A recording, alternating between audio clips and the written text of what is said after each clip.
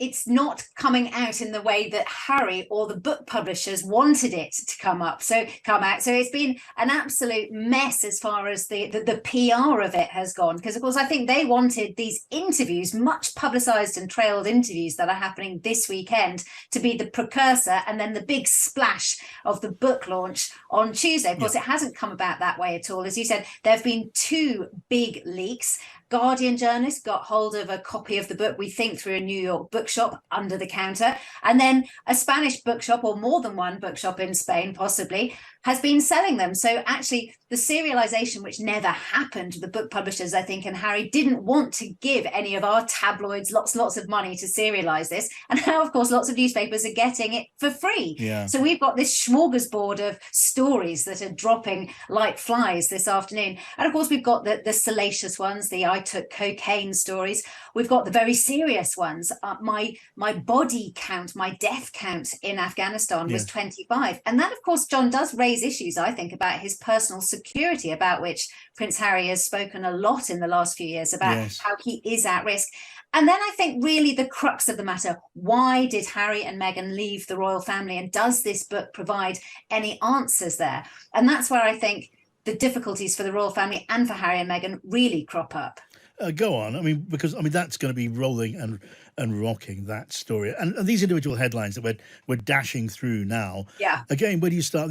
Cocaine is now, we all know, in pretty common use at all levels of society. But the fact that Prince Harry used it at a party, even as a teenager, even as a 17-year-old, it's going to be an eye widener, isn't it?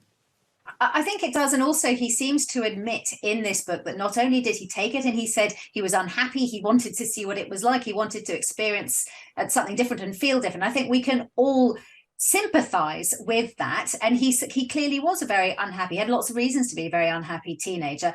I think then he was hauled over the coals, by the sounds of the extract from the book, hauled over the coals by some, within the firm, some royal courtiers, and he denied it. Now, again, I think most teenagers, when they're caught red-handed, or whether they're accused of something, do very often revert to "not me, gov," look the other way. So again, understandable. And I think most people, we know that he was a bit of a wild child. That's certainly been documented. But coming back to the other issue of why he left the royal family, why Megxit, as it was coined, happened, I think one of the most serious allegations is the bit in the book that talks about a meeting between Charles and William and Harry immediately after Prince Philip's funeral. And this meeting happened at Frogmore. Harry says he was very, very nervous, that William and Charles arrived stony-faced, seemed to be on the same page, and they got into a row, particularly with William.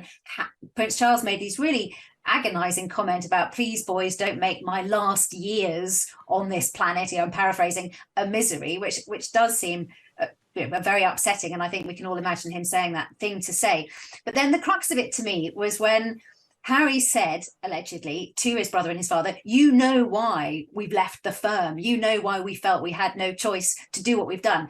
And then he was astonished when both William and Charles seemed to say, "No, we really don't understand." And that to me seems like a microcosm of the whole problem. Yes.